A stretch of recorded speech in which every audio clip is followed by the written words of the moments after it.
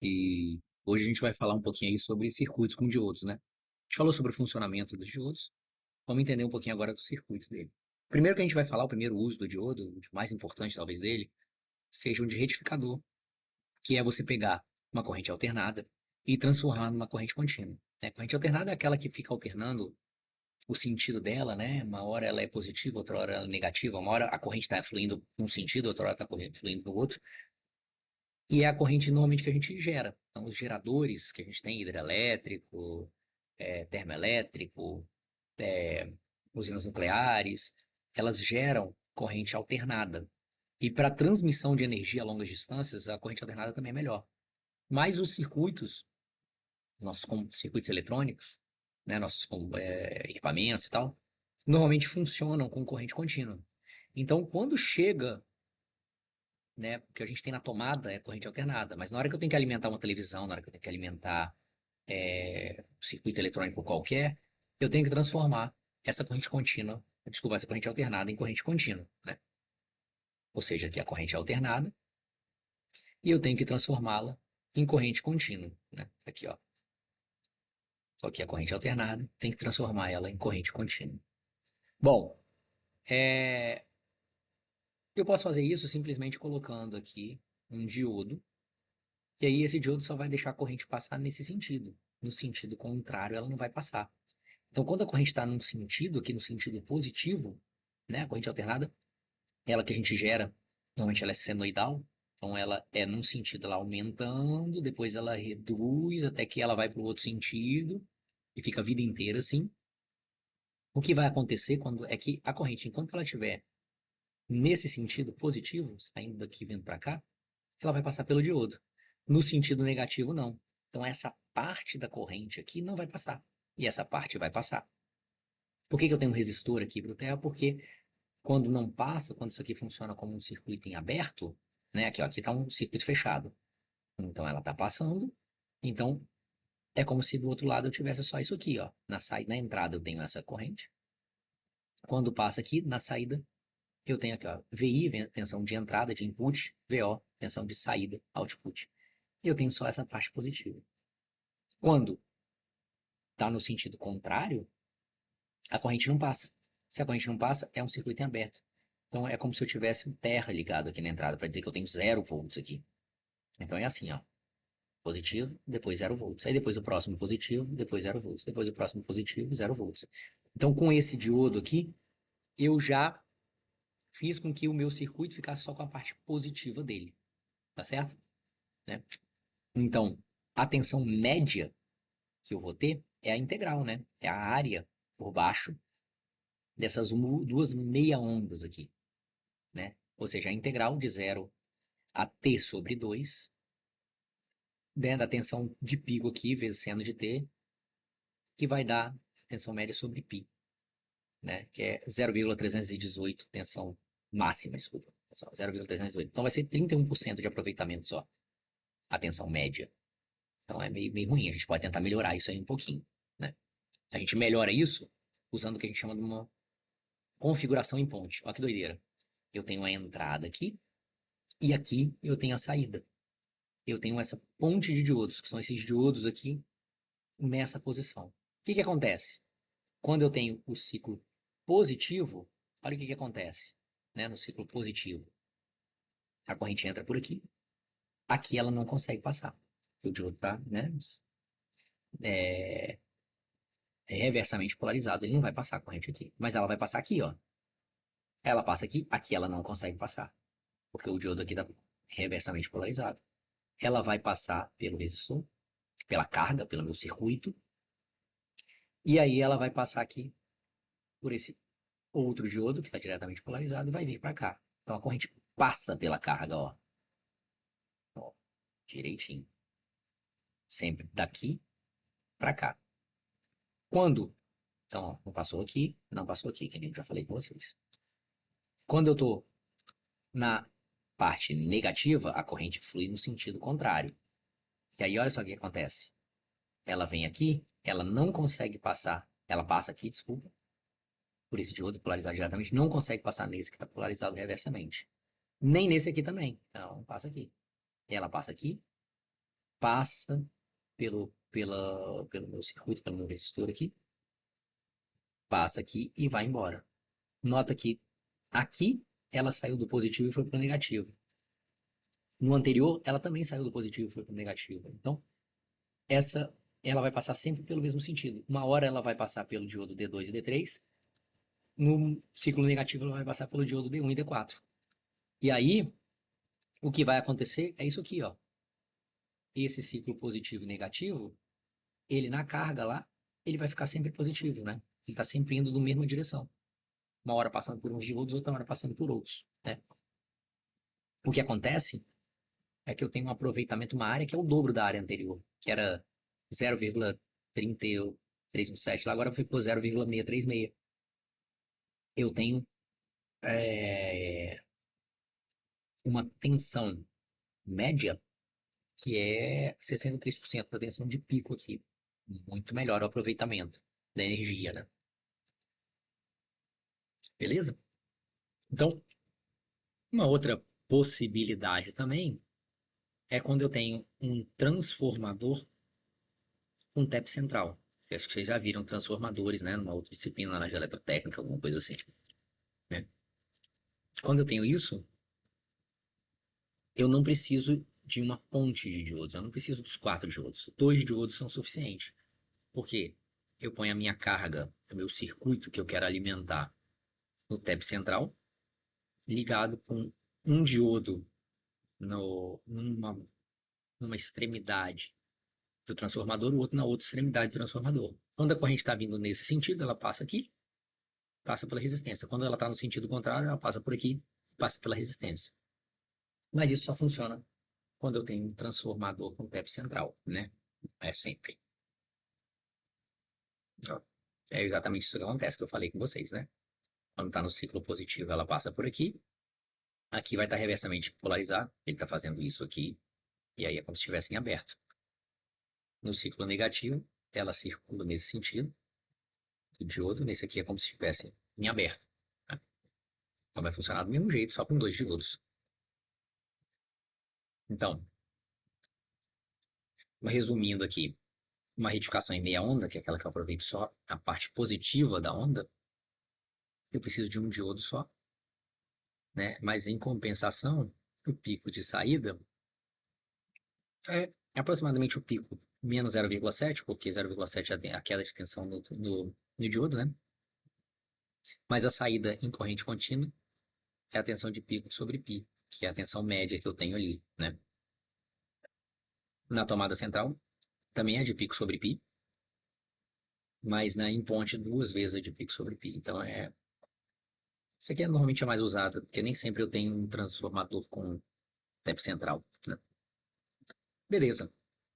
Mas, por enquanto, o que eu fiz foi só pegar uma onda completa, ou seja, uma onda que tem uma corrente alternada, em que você tem uma parte positiva e uma parte negativa, e botar a onda toda, rebater ela para ela ficar toda no lado positivo, né? Mas eu quero mais que isso. Eu quero transformar uma corrente alternada em uma corrente contínua, que é uma reta. Então eu tenho que tratar de pegar a minha corrente que está com uma série positiva, né, mas que vai variando, e uma coisa que não varie com o tempo.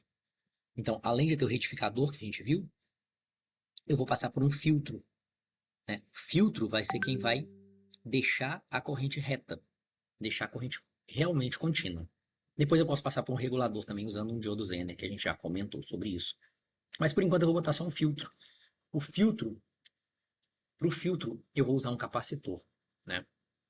Não tenho certeza se vocês já viram como funciona um capacitor. Se vocês não viram como funciona um capacitor ainda, eu recomendo dar um pause nesse vídeo aqui. Dá uma olhada no outro vídeo que eu indiquei, não é um vídeo meu, mas um vídeo que eu indiquei sobre o funcionamento de um capacitor. Como é que funciona o ciclo de carga e o ciclo de descarga do capacitor, para vocês poderem entender daqui para frente. Então eu vou botar lá uma referência, uma indicação de um vídeo que explica esse ciclo de carga e descarga, para vocês entenderem como é que funciona um capacitor, para entender daqui para frente. Então, recomendo, se não souberem como funciona um capacitor, que deem uma pausa no vídeo agora e continuem daqui a pouco.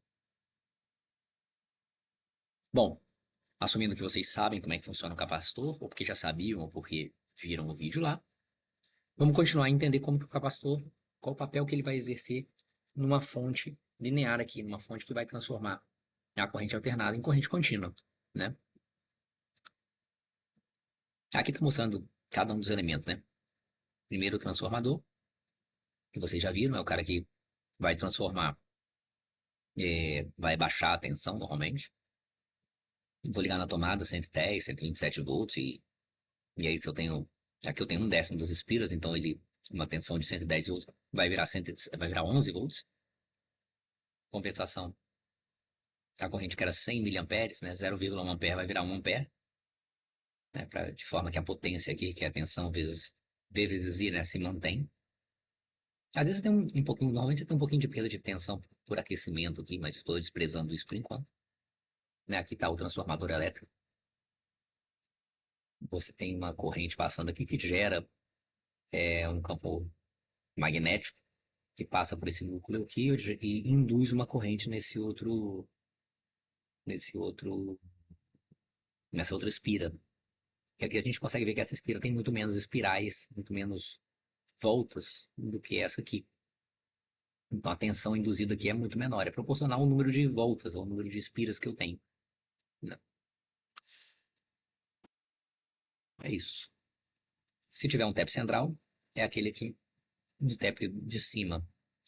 O sinal fica em fase com a entrada, no tap de baixo ele fica em oposição de fase, quando aqui está no ciclo positivo, aqui está no ciclo negativo, né? Beleza. O retificador, a gente já viu um diodo, que se tiver um diodo só, ele só pega, ele é um retificador de meia onda, ele pega só as ondas positivas. Se tiver um tap central com 2 diodos, ou se tiver uma ponte de diodos, eu tenho um retificador completo, em que a onda positiva, a onda negativa vira positiva também, né? E aí agora a gente vai falar sobre o filtro, que normalmente é composto por um capacitor em paralelo com a carga. Então eu botei aqui um retificador de meia onda só para simplificar o desenho, mas aqui poderia ser também uma ponte de diodos, tá? Depois a gente vai ver, inclusive, com a ponte de diodos. Mas a ideia do capacitor aqui é que ele funcione da seguinte forma. Enquanto eu tenho a corrente passando aqui, né, ela está alimentando a carga e ela está carregando o capacitor também. Quando a corrente está no sentido, então ela está aqui carregando o capacitor. Essa aqui é a curva de carga do capacitor. E essa aqui é a curva de descarga do capacitor. Quando para de ter corrente no capacitor, o capacitor vai se descarregar e com isso ele vai alimentar a carga, vai alimentar o resistor, ainda com a carga que ele acumulou durante o processo de carregamento, enquanto estava passando energia por ele, né? E aí é isso que acontece, ó. Enquanto a onda tá aqui no positivo, está subindo, ela está carregando o capacitor. Quando ela chega aqui, ela começa a diminuir, né? A corrente começa a diminuir. A corrente começa a diminuir, o capacitor começa a se descarregar e aumentar a corrente que está sendo jogada para a carga. Então a corrente não diminui tão bruscamente, ela vai diminuindo mais devagarzinho, até que ela chega num momento aqui que ela descarrega, ela está quase descarregando o capacitor começa a se carregar de novo com a próxima onda. E aí até o momento que ele começa a se carregar mais aqui e ele vai descarregando. E eu tinha essas ondas aqui, meia ondas, no final o que eu tenho é isso aqui, ó, isso. Eu tenho uma ondulação ainda, mas é uma ondulação bem menor, chamado efeito Ripple. Ripple é esse efeito, essa diferença entre o mínimo e o máximo, que é bem menor do que o zero, né? Então tá muito mais próximo de alguma coisa realmente reta, né? Beleza? Acho que deu para mais ou menos entender aqui, né? Ó, é isso aqui. No final eu tenho uma onda mais ou menos dessa formato aqui. A minha tensão de Ripple é a diferença entre o máximo e o mínimo. O ideal é que ela seja o mínimo possível, né? O menor possível. Aqui, ó. Se o Ripple for pequeno, a tensão de saída é quase igual ao pico da corrente.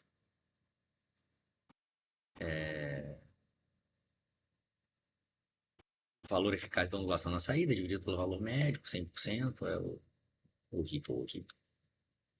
Então, vamos lá. O fator de Ripple, né?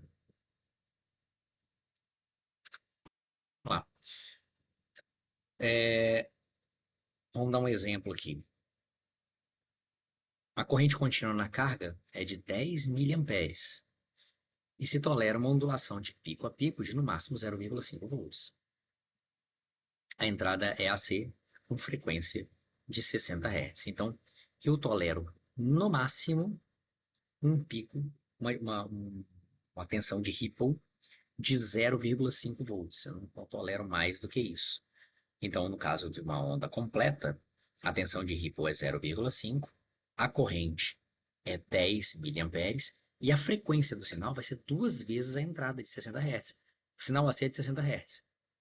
60 Hz quer dizer tempo para ir no ciclo positivo e depois o ciclo negativo e voltar para o ciclo positivo. Quando eu tenho um retificador de onda completa, o ciclo negativo vira positivo. Então ele vira onde eu tinha antes um comprimento de onda, que era positivo, depois negativo, agora eu tenho dois, que é positivo, positivo de novo. Então eu dupliquei a frequência, né? A frequência depois da onda retificada vai ficar com 120 Hz. E aí, a tensão de Ripple é igual à corrente, né, na carga, dividido pela frequência de ondulação vezes a capacitância, vezes o capacitor que a gente está utilizando. Então, nesse caso aqui, se eu tenho uma corrente, eu sei que a corrente é de 10 miliamperes, se eu sei que a frequência é de 120 Hz e eu sei que aqui é 0,5, eu consigo calcular qual é o capacitor que eu devo usar nesse retificador para ter uma tensão de ripple, uma diferença de pico de no máximo 0,5 volts, independente de qual é a tensão de entrada, tá? Então, 10 miliamperes aqui, 0,5 aqui, 120 vai ser 10 miliamperes, vezes né, o F passa para lá multiplicando, vezes 120 e tal. Quer dizer, o C passa para lá, o V vem para cá dividindo, fica 10 miliamperes dividido por 120 vezes 0,5. Isso aí vai dar 166,67 microfarads.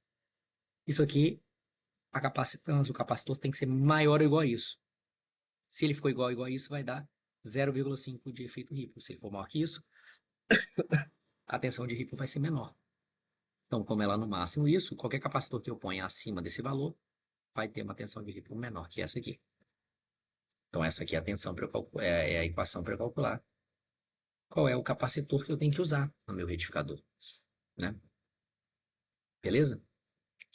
Por último, uma coisa que você pode botar no seu retificador é um regulador no final. O regulador é um diodo Zener, que funciona lá na tensão de ruptura. Então, por mais que a tensão passe a tensão de ruptura, ele vai manter aquela tensão nas extremidades do diodo Zener como a tensão de ruptura. Para que serve isso? Serve para eu poder eliminar, ou tentar eliminar ao máximo, o efeito Ripple. Voltando aqui, se eu usar um diodo Zener que esteja aqui abaixo, ó, o que vai acontecer? Ele não vai deixar a tensão da carga passar desse valor aqui. Apesar de estar isso aqui, ele trabalha na ruptura, então apesar dele estar recebendo uma carga, uma tensão que é sempre maior do que a tensão de ruptura dele, ele não vai deixar que seja maior que a ruptura, você vai ter um sinal retinho. Beleza? Então vamos lá. É o regulador de tensão. Então aqui, ó, eu tenho aqui uma resistência, um regulador de tensão, e aí a corrente que eu tenho no diodo Zener, mais a corrente que eu tenho no meu circuito, é igual à corrente total que sai da minha fonte, mesmo depois de passar pelo retificador. Eu não tenho botando aqui o retificador, o capacitor, não, mas a corrente que ela gera totalmente. E a corrente no Zener é igual à corrente de entrada menos a corrente de saída. Por que a corrente de entrada menos a corrente de saída? Porque eu tenho aqui uma corrente de entrada, a corrente está aqui, menos a corrente que ele alimenta aqui para o resistor, vai ser essa diferença desculpa, tensão de entrada, tensão de saída. Essa diferença de tensão vai estar aqui em cima desse resistor. Concordo? Tem uma queda de tensão aqui. Toda aquela queda do ripple e tal vai ficar aqui. Então, essa corrente total, ela é a corrente que passa por esse resistor. Qual é a corrente que passa por esse resistor? É a diferença da tensão de entrada menos V0, que é o quê? A diferença de potencial desse resistor, dividido por esse resistor aqui que eu tenho que botar, o resistor em série. Então, Essa que é a corrente aqui. Com esses valores aqui, eu consigo calcular que resistor é esse que eu tenho que usar. E a corrente de saída aqui, ela é a tensão Zener, né? Tensão de saída, dividido pela resistência total do meu circuito aqui, né? Também dá para calcular isso. Geralmente o diodo Zener é especificado pela tensão Zener e pela potência que ele pode dissipar, usando o resistor RS para limitar a corrente de surto, né? Essa corrente máxima aqui que a gente falou. Né? Então aqui tenho todos os elementos de uma fonte linear aqui. Agora aqui para eu poder calcular se eu quiser. Eu consigo com isso definir qual é a tensão de saída aqui, que é a tensão Zener. Defino qual é a potência do Zener. A potência do Zener tem que ser, do diodo aqui tem que ser maior a saída vezes a corrente, né? Que é a potência, a tensão que fica aqui vezes a corrente. Então a tensão Zener tem que ser maior que isso. A corrente máxima no Zener vai ser a potência Zener aqui dividido pelo V0. A corrente mínima do Zener, a gente vai botar aqui que é 0,1 vezes a corrente máxima do Zener, esse meio por definição. E aí eu consigo dimensionar também esse resistor RS que a gente falou, né? Como é que eu faço isso? Eu vou pegar a tensão ao que ele está submetido e dividir pela corrente aqui, pela maior corrente. Então eu vou pegar a menor tensão dividida pela maior corrente, vai me dar uma maior resistência. A maior tensão dividida pela menor corrente vai me dar a maior resistência possível. E a resistência que eu vou usar é alguma coisa que esteja entre o máximo e o mínimo. Então, por exemplo, imagina que eu tenho uma entrada aqui que fica variando entre 13 e 15 volts. É o ripple lá, né, dela. É variando entre 13 e 15 volts. Mas eu quero na saída, que na saída eu alimente um circuito de 12 volts. Então, o que que eu vou ter aqui? Eu vou ter aqui uma queda de tensão que vai variar entre 1 e 3 volts. Por que entre 1 e 3 volts? Porque a diferença de 12 para 13 é 1, de 12 para 15 é 1, é 3, desculpa. Então, aqui vai ficar variando entre 1 e 3 volts, para aqui ficar sempre 12 volts. E eu estou escolhendo um diodo Zener, e a potência de Zener, estou escolhendo um diodo que tenha 0,5 de potência, meio watt de potência. Né? Qual é a corrente máxima que vai passar aqui? A corrente máxima que vai passar é o 0,5, que é essa potência aqui. Desculpa, a corrente máxima que vai passar no Zener aqui, né? É o 0,5, que é essa potência, dividido por 12, que é a tensão aqui. Então, no máximo que pode passar aqui é 0,042 amperes. Mais que isso vai queimar o diodo Zener. Então, eu não posso ter uma corrente IZ maior do que isso. E minha IZ mínimo vai ser, que nem eu falei, 10% disso. No mínimo, passar 0,042. Para o funcionamento correto do diodo Zener também. Normalmente, a especificação é que a corrente mínima tem que ser 10% da corrente máxima. E a resistência mínima que eu vou usar do Zener, para esse diodo, esse resistor de surto aqui, vai ser, no mínimo, vai ser 13 menos 12, né? 13 menos 12, que é a tensão mínima menos 12, que é 1, dividido pela corrente máxima. Tensão mínima, corrente máxima, que dá, se eu fizer a conta aqui, 24 ohms. A resistência máxima aqui é a corrente, é a tensão máxima, dividido pela corrente mínima, que vai me dar 720 ohms. Então, o meu resistor pode ser qualquer valor entre 24 ohms e 720 ohms que satisfaz isso aqui. Um valor comercial que eu tenho aqui, tem vários valores comerciais. 100 ohms é possível. Posso botar aqui 47 ohms, por exemplo. Certo? 47 ohms seria um resistor que funcionaria aqui, qualquer resistor entre isso e isso. Isso é um valor comercial que existe, que eu consigo comprar um resistor desse valor aqui. Beleza? É isso aí. No mais, é isso. Eu vou botar alguns exercíciozinhos para vocês aí, né? Valendo nota, que vai valer a nossa C1, então. Valeu, pessoal.